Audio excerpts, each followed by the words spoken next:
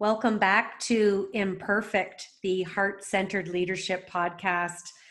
I'm still amazed at the amount of heart-centered leaders I am meeting, being introduced to around the globe. And the gentleman today, I had a great time researching him, and it was all I could do to get my questions down to stay within about 30 minutes for the podcast.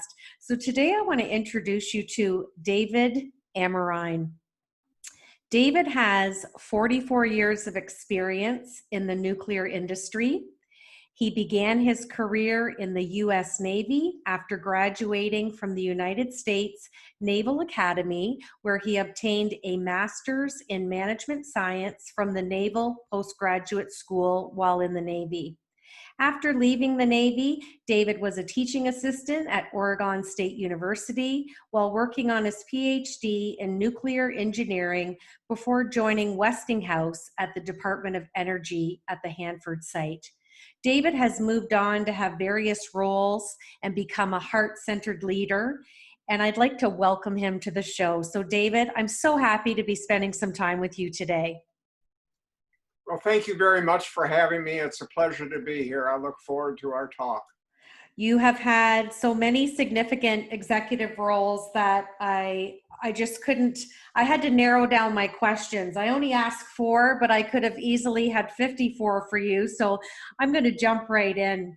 I know that you have held various titles on executives and worked with lots of different teams.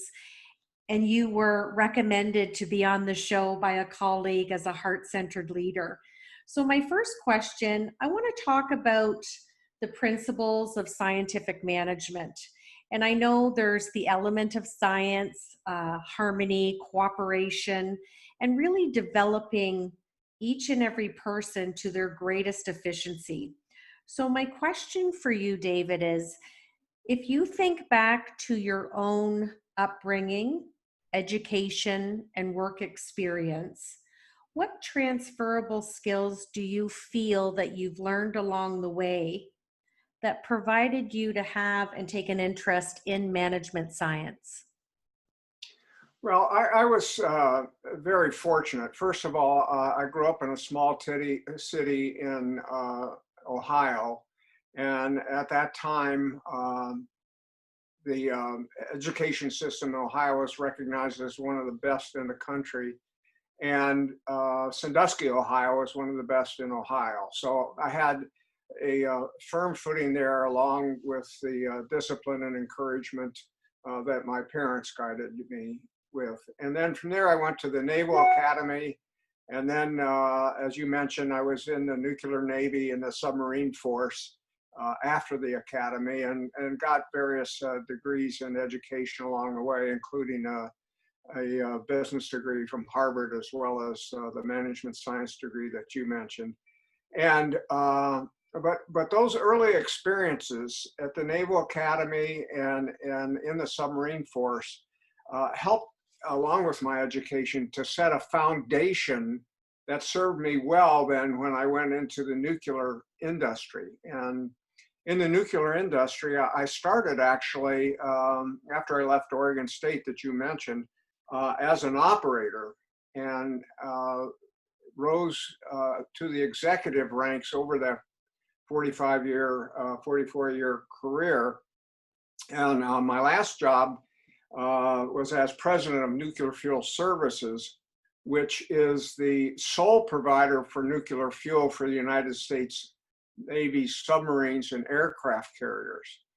And it was a culmination of me to be able to apply those leadership skills that I learned, some quite frankly by making mistakes, and others from the successes that I had. And as it turned out, my career in the nuclear industry sort of evolved to one as a troubleshooter. If there was a nuclear project in the Department of Energy complex or a shutdown nuclear power plant for operational or management difficulties in the nuclear industry, I was brought in 8 different times as a member of the new leadership team or the new leader to help recover those facilities from the issues that they had had. So I hope that answers your question to some extent anyhow.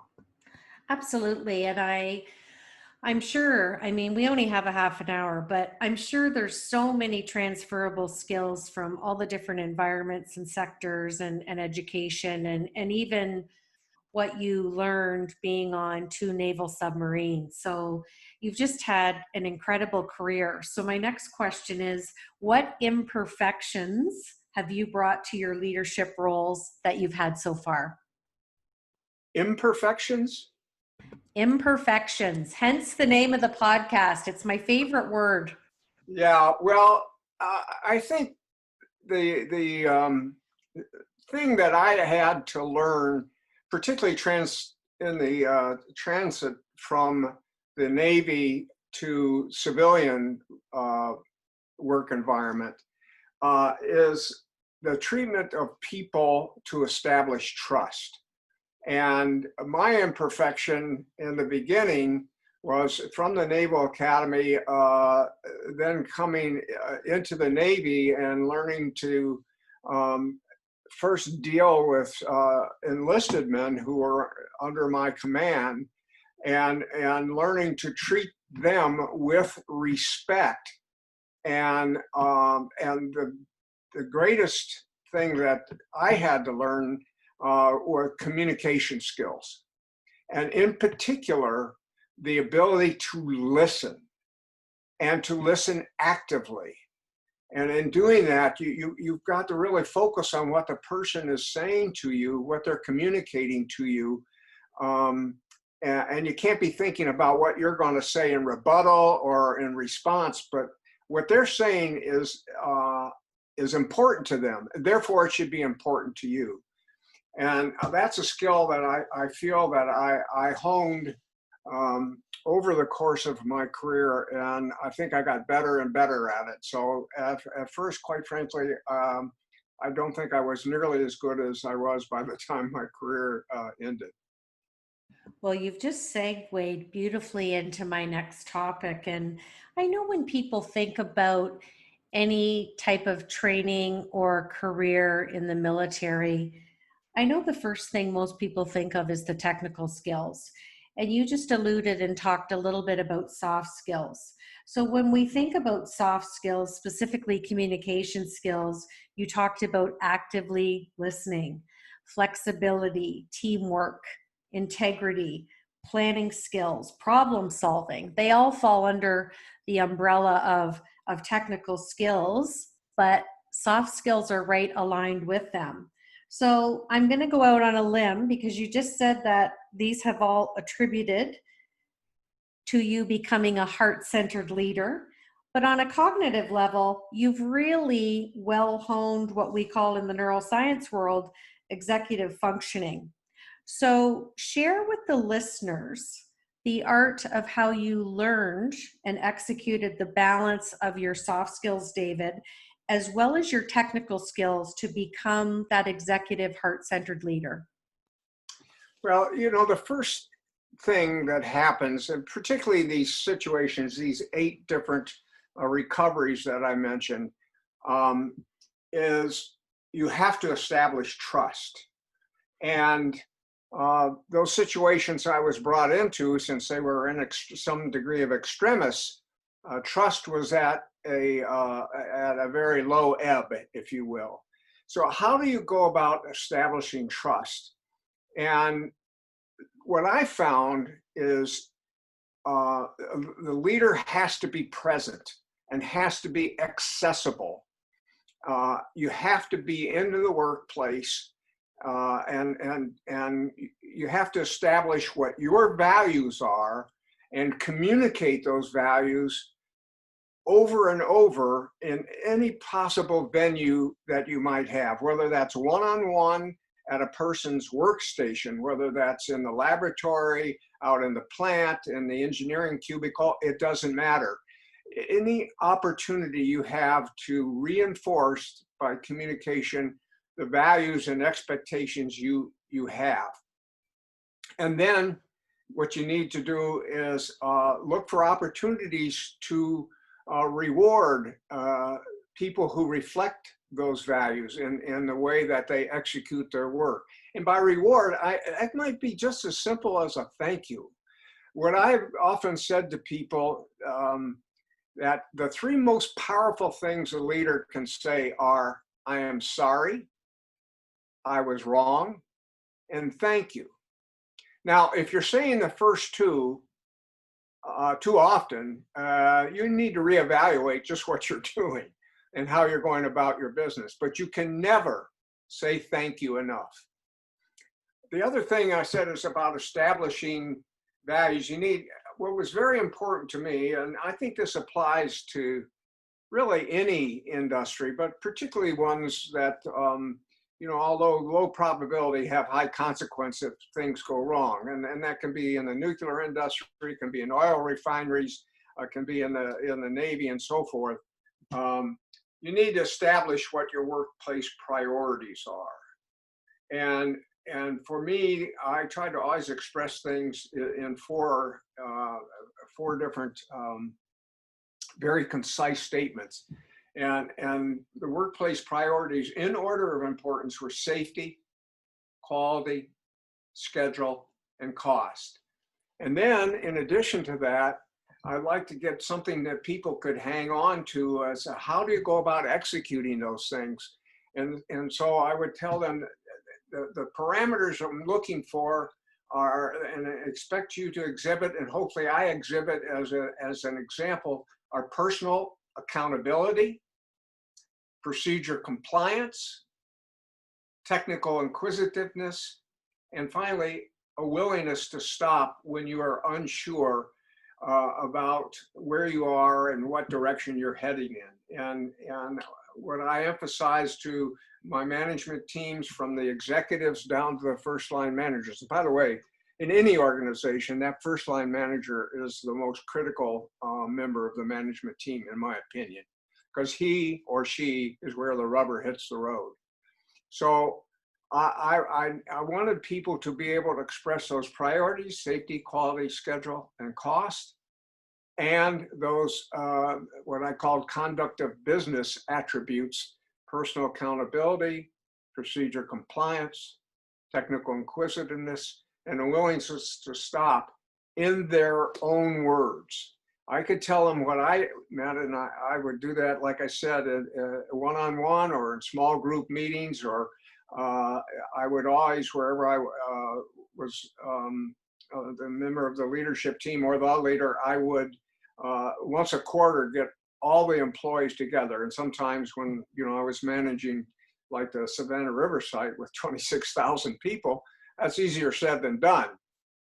But it's very important to have those kind of venues on some periodicity. For me, it was once a quarter, to let everybody know how we're doing, and to solicit feedback in those venues on how am I doing as your leader, and then to act on that. You can't, for example, take a survey and have people take the time to fill out that survey if you don't then publish the results and act on the results. If you're not willing, if you're not committed to do that, then you shouldn't do the survey in the first place, because it just becomes a point of frustration.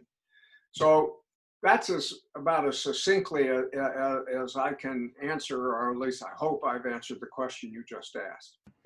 Oh, indeed. And I think what you've just reiterated, David, is really talking about the key elements of culture change. And I know in the presentation that you sent to me, that you've delivered many, many times, you've talked about all that. And you talk about a thought that if we are not getting better, then we are bound to go in the opposite direction. And I'm always intrigued when I speak to leaders every week around the globe who really lead with those heart-centered traits. There has to be that willingness to, like you said, have that awareness, that self-audit of what you're saying. And if you are saying sorry and wrong versus thank you, there needs to be a little bit of some internal self-auditing reflection to be done there. So very, very good point. And I always say this every week, it seems, when I'm interviewing leaders, is common sense isn't always common practice, is it? Well, yeah, that's you're absolutely correct. And I think the one thing that thought I would want to get across is back to that ability to listen. And as I said, those statements that I am sorry or I was wrong show what I always used to say is that, humility is a much better servant of a leader than arrogance. And so if you can show that you're human, you have humility, you're not afraid to say you're sorry or that you were wrong, it goes a long way towards establishing that trust that I was talking about earlier. Well, and I fully agree with you. And I know I've heard you say this, and I've had other leaders say it, is that trust is hard to win, but very easy to lose. So it is a heart-centered leadership trait that needs to be demonstrated, because the values that you model as a leader help those work for you and do the best work that they can if you're leading with such traits. So I'm fully agreeing with you there, David. Now, one of your management strategies that you've talked about in the work that you gave me to review was participative management, and I love this. Can you explain to the listeners the benefit of this strategy and management based on all the experience you've had with people and managing complex situations? Yeah, and I'm really glad that you asked that question. I want to start by setting the stage. Over my 45-year career, I have seen acceptable management move along a continuum. A continuum which on one end basically has the military style of leadership, which is important. I mean, you can't take a boat when it's time to leave the foxhole. And to the other end, where you have basically a management style that invites everybody, what I call sometimes it turns into group growth. So at the same time, I've seen employee empowerment increase from over those 45 years from a little to a lot. Now, both of those movements along the continuum are good. But if they're taken too far to an extreme, then they can turn into not being so good. And so somewhere along that continuum is what I call, and what I hope I practice, participative management. So what is participative management? It's a leadership and an approach to where the leader or the manager genuinely solicits input and sincerely considers that input when you get to points of decision where you have to decide how you're going to go about something. And however, what's really important is once he or she has dialed in that information to the extent that he or she, and that's the leader or the manager, thinks is necessary, then a decision is made. That leader or that manager makes a decision and the group moves forward. Now, if there's success, it's shared all around. But if there's failure, if it turns out that it didn't work out how you had hoped, the leader accepts full responsibility without any finger pointing. And then what the organization does is they regroup around lessons learned from how things turned out. In fact, I've recommended to the state of Ohio, for example, that they do exactly that with how we in the state of Ohio have responded to this COVID. Basically, what did we do right? What did we do wrong? What equipment was available? What equipment wasn't available? What communications worked well? What communications did not work well? And so forth. And that's what I mean by regrouping around lessons learned when things don't turn out exactly as you had planned or hoped. Well, and what is a leader to do in those circumstances. And it's such a good point. And I look at where we are now with the COVID-19 global pandemic, and I've had this conversation repeatedly with leaders like yourself on the podcast. And it's not like we had a crisis management file that we can just go and grab and say, okay, what did we do last time? And I'm being facetious with my comments here, but I have been really impressed with the heart-centered leaders that I have met and interviewed on the podcast so far. And it's difficult to manage complex situations, but I think you just alluded that one of the best strategies is to have participative management. So thank you for sharing and framing that for us. And I like to end the podcast, David, with what I call the Fab Four. So I'm gonna take you out of your science management element, and I'm gonna ask you a question, and it's whatever's sitting on the top of your mind is the answer. How does that sound? Okay, could I mention one quick thing, Deb, first? Absolutely. And that's one thing that goes along with that participative management that is so very, very, very important is establishment of what is called a safety conscious work environment.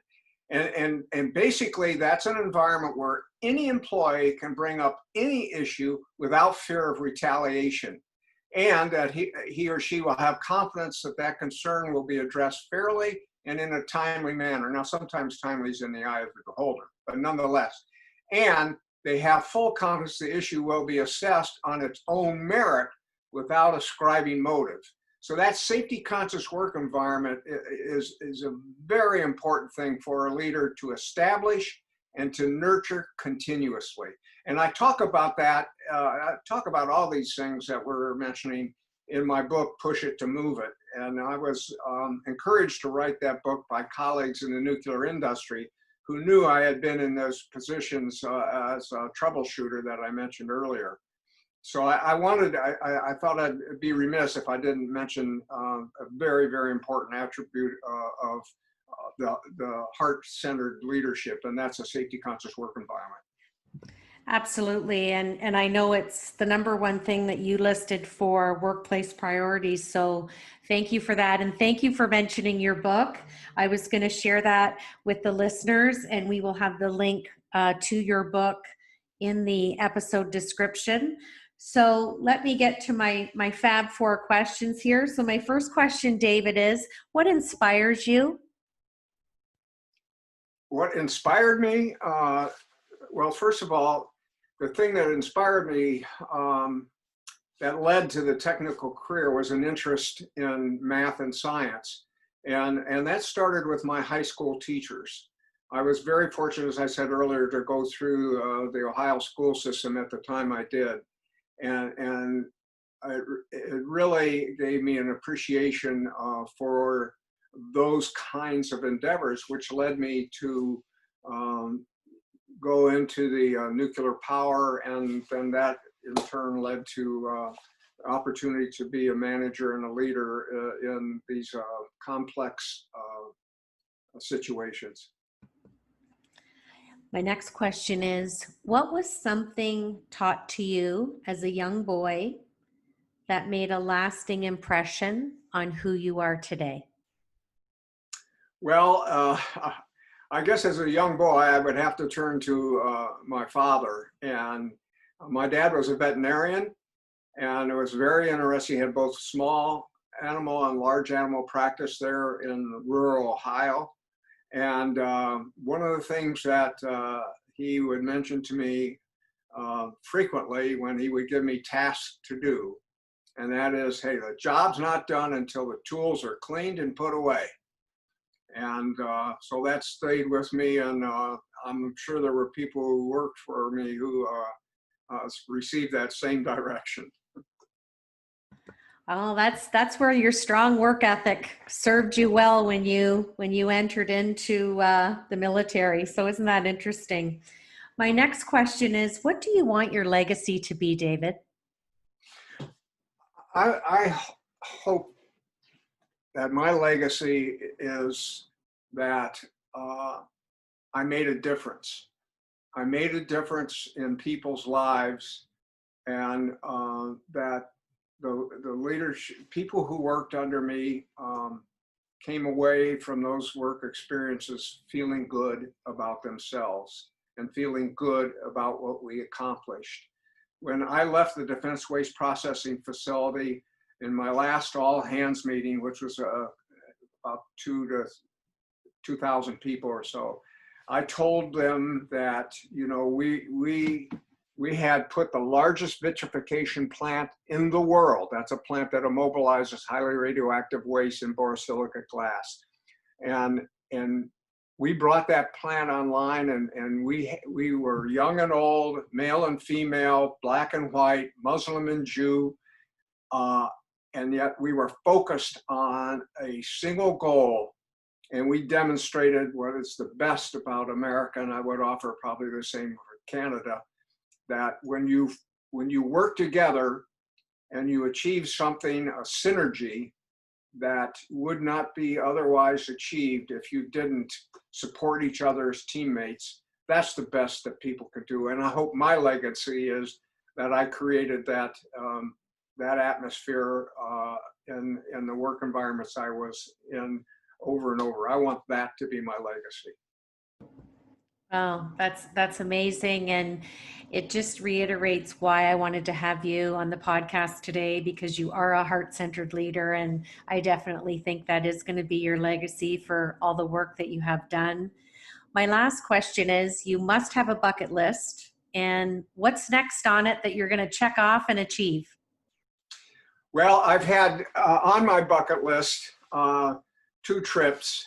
One was to Ireland, and the other was to the Middle East. In the Middle East, I was in Israel, Turkey, and Egypt. And that was a very, very thought-provoking trip. And right now I'm interested in what can I do to help my community, and particularly with the crises that we're going through right now. But when all of that dust settles, I've got the only state in the union I haven't been in is Alaska. And so that's on my bucket list to do. And once that's accomplished, then I'm just going to focus on helping my community. Well, that is a beautiful, beautiful bucket list, and I'm sure you're going to achieve it. David, I want to thank you for spending time with me today. I want to thank you for bringing your decades of experience on the podcast and sharing of your heart and giving us a little glimpse into your life and your story, and more importantly, your expertise. And I just want to say that I wish you all the best, and I hope that you get to check those things off on your bucket list really soon. Deb, thank you so much for inviting me to be here, and I hope our conversation has met your expectations. Absolutely. I like to leave my podcast with what I call kind of 5 elements that I think everyone should revisit and hopefully practice and be purposeful every day. Follow your heart, have passion, do your best, know your truth, and always be in love with the journey. This is Deb Crow. Thanks for joining me once again on Imperfect, the Heart-Centered Leadership Podcast. Hi, and welcome to the Imperfect Podcast. My name is Deb Crow, and I will be your host.